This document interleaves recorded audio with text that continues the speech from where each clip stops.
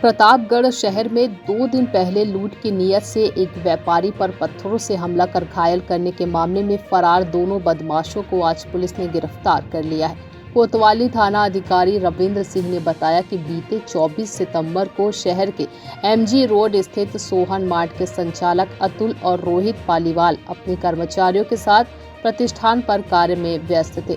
तभी बाइक सवार 2 युवक आए और गाली गलौज करने लगे। बेवजह झगड़े पर उतारू इन युवकों ने अपने साथ लाए बैग में से बड़े बड़े पत्थर निकाले और अतुल पालीवाल पर हमला कर दिया।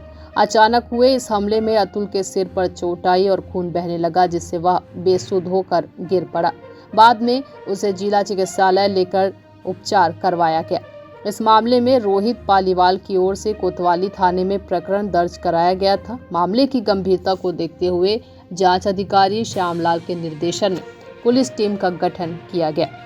सीसीटीवी फुटेज के आधार पर आरोपियों की तलाश शुरू की गई। सीसीटीवी फुटेज से सामने आया कि हमलावर धारिया खेड़ी निवासी विजय मीणा और जूनी बगड़ावत निवासी अविनाश मीणा है।